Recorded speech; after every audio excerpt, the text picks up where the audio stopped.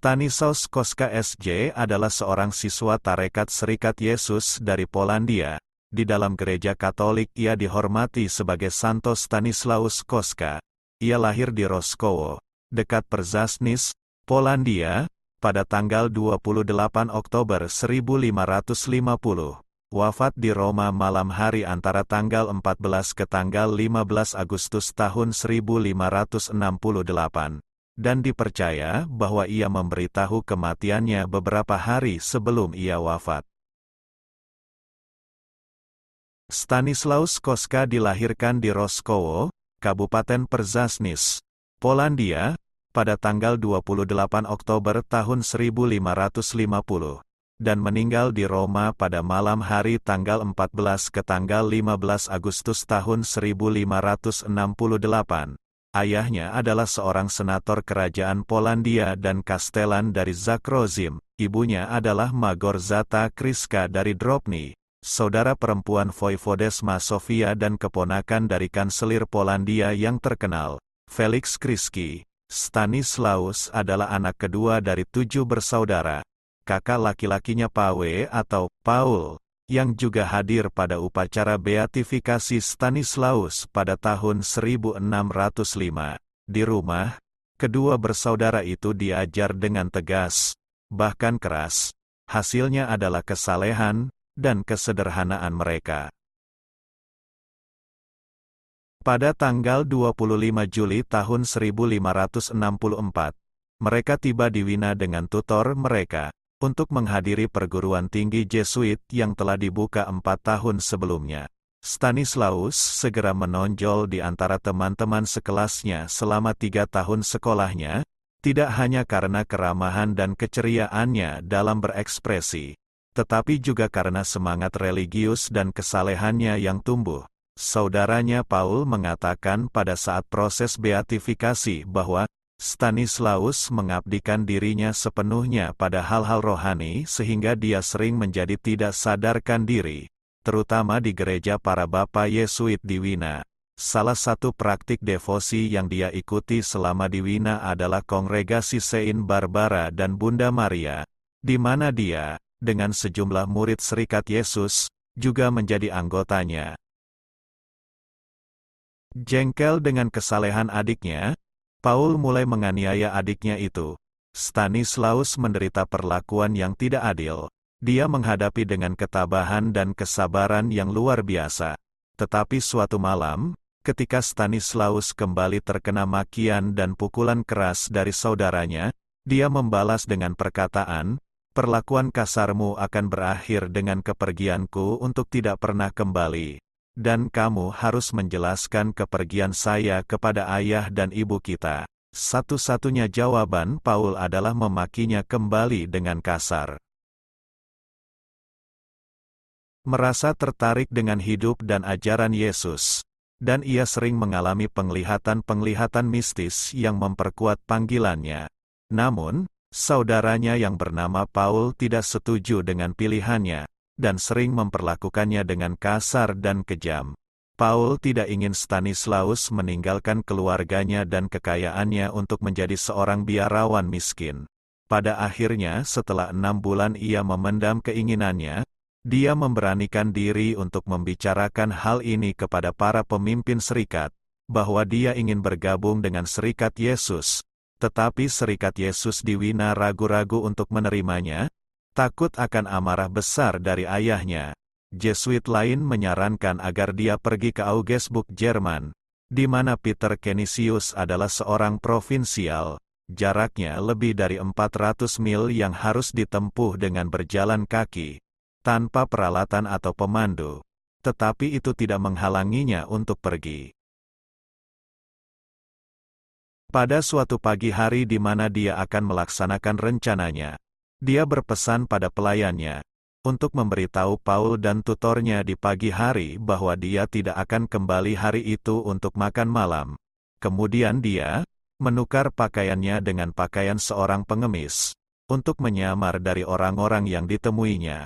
Paul dan gurunya baru menyadari bahwa Stanislaus telah melarikan diri pada saat tengah malam. Mereka sangat kesal dan marah. Mereka mencoba mengejarnya, tetapi tidak dapat menyusulnya. Tuhan kita punya rencana lain, mereka selalu saja mendapat masalah. Entah kuda mereka yang kelelahan menolak untuk melangkah lebih jauh, atau roda kereta mereka akan patah, dinyatakan oleh tutor. Mereka telah salah rute. Stanislaus meninggalkan kota melalui jalan yang berbeda.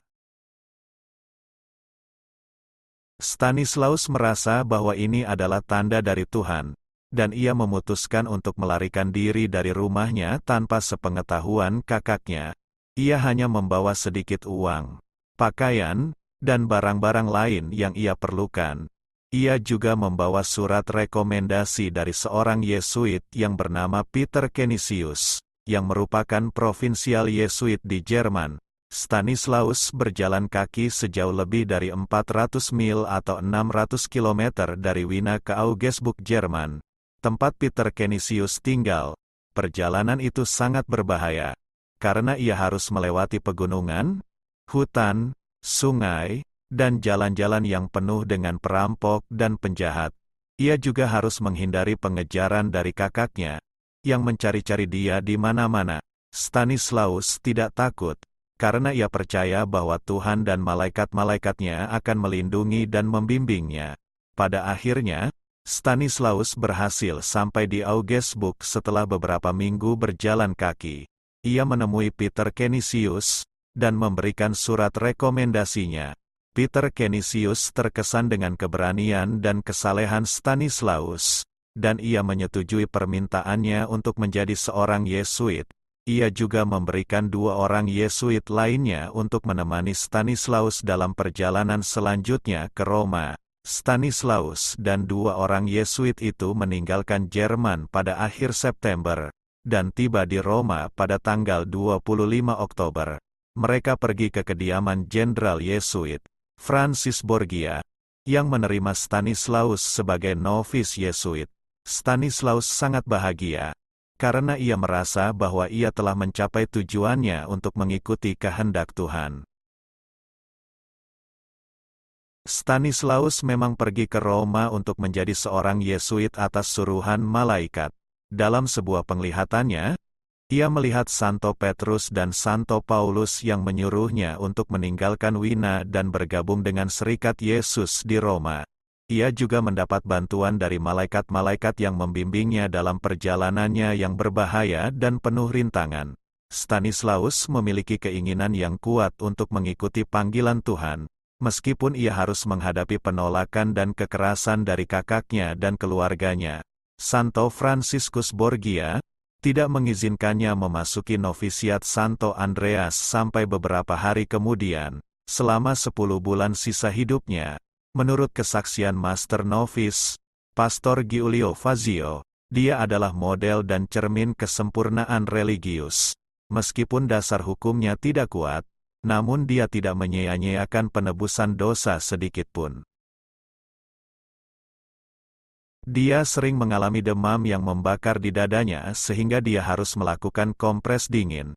Dia mengatakan bahwa ia menerima komuni dari 2 malaikat saat ia sakit parah di rumah tuannya yang beragama Lutheran, yang tidak mengizinkannya menerima sakramen di rumahnya. Ia mengatakan kepada seorang imam bahwa ia melihat Maria dikelilingi oleh banyak malaikat pada malam pesta Santo Lawrence, tanggal 10 Agustus tahun 1568.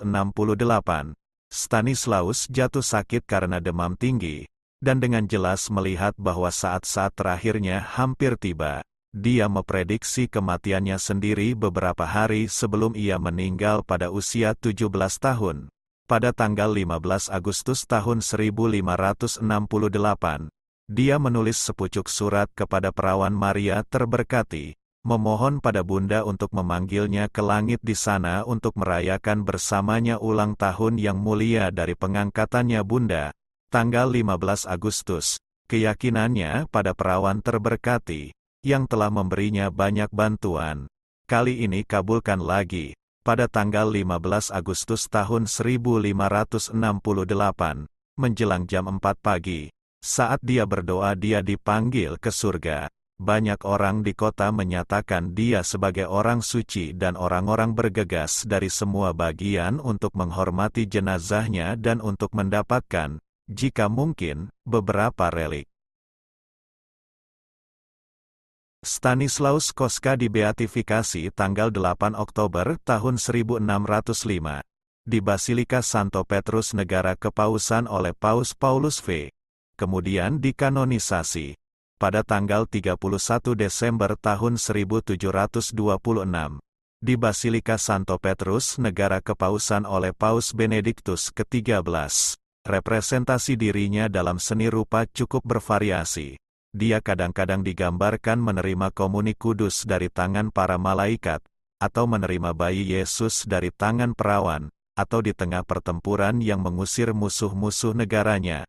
Kadang-kadang juga, dia digambarkan di dekat air mancur meletakkan kain linen basah di dadanya. Dia dipanggil untuk jantung berdebar-debar dan untuk kasus penyakit berbahaya.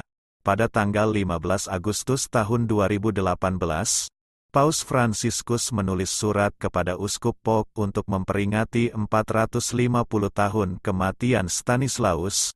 Dalam pesannya, Paus Fransiskus mengutip pepatah Stanislaus, ad maiora natus sum, aku dilahirkan untuk hal-hal yang lebih besar. Jasad Santo Stanislaus Kostka adalah salah satu relikui yang paling dihormati di Gereja Katolik. Relikui itu disimpan di Gereja Il Gesù di Roma, tempat ia dimakamkan setelah kematiannya pada tahun 1568. Relikui itu terdiri dari tulang-tulang dan jantungnya, yang masih utuh dan tidak membusuk. Relikui itu juga dikenal karena mengeluarkan bau harum yang disebut odor sanctitatis, atau bau kesucian. Inilah beberapa mukjizat yang terjadi dalam hidup Santo Stanislaus Kostka. Yang pertama, salah satu mukjizat paling terkenal Stanislaus Kostka adalah ketika ia menerima Ekaristi dari tangan Santa Barbara dan dua malaikat selama sakit parahnya.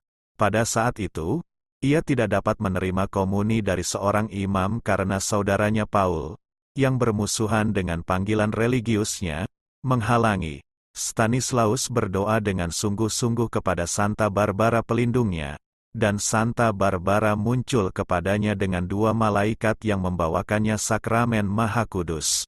Gurunya, John Bilinski, menyaksikan mukjizat itu, yang kemudian memberikan kesaksiannya. Mukjizat yang kedua, Stanislaus Kostka adalah ketika ia menyembuhkan dirinya sendiri dari patah kaki dengan menyentuh gambar Bunda Maria. Ia jatuh dari kuda dan patah kakinya, tetapi ia tidak mau membawanya ke dokter, karena ia takut bahwa saudaranya akan menggunakan kesempatan itu untuk mencegahnya bergabung dengan Yesuit. Ia berdoa kepada Maria dan menyentuh gambarnya yang ia miliki di kamarnya. Ia merasakan kehangatan tiba-tiba di kakinya dan dapat berjalan tanpa rasa sakit. Mukjizat yang ketiga adalah ketika ia lolos dari Wina ke Roma dengan bimbingan seorang malaikat. Ia telah memutuskan untuk bergabung dengan Yesuit setelah memiliki penglihatan Santo Fransiskus Xaverius. Tetapi saudara dan gurunya mencoba menghentikannya. Ia berhasil lolos dari mereka dan pergi ke sebuah gereja di mana ia bertemu seorang pria yang menawarkan bantuannya. Pria itu membawanya ke gereja lain di mana ia menemukan seorang imam Yesuit yang memberinya surat rekomendasi. Pria itu kemudian menemaninya ke perbatasan Italia dan menghilang. Stanislaus kemudian menyadari bahwa pria itu adalah seorang malaikat yang dikirim oleh Allah. Yang keempat, ia dapat meramalkan kematiannya sendiri. Beberapa hari sebelum ia meninggal pada usia 17 tahun, pada tanggal 15 Agustus tahun 1568, dan mengatakan bahwa ia melihat Maria dikelilingi oleh banyak malaikat.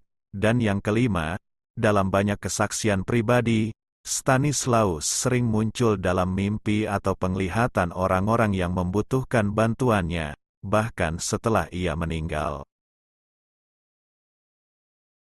Demikian kisah seorang Santo Stanislaus Kostka. seorang novis Yesuit yang meninggal pada usia 17 tahun karena penyakit. Ia dikenal karena kesalehannya, penglihatan-penglihatan mistisnya, dan keajaiban-keajaiban yang terjadi atas perantaraannya. Ia lahir dari keluarga bangsawan Polandia. Dia melarikan diri untuk menjadi seorang Yesuit di Roma, menghadapi banyak rintangan dan bahaya. Jasad Stanislaus Kostka telah menjadi sumber inspirasi dan devosi bagi banyak orang sepanjang sejarah. Banyak orang yang datang untuk berdoa di makamnya dan meminta syafaatnya. Terima kasih sudah menonton. Untuk kelangsungan channel ini, jangan lupa subscribe, like jika menyukainya, share jika bermanfaat, dan komen. Tuhan Yesus memberkati. Amin.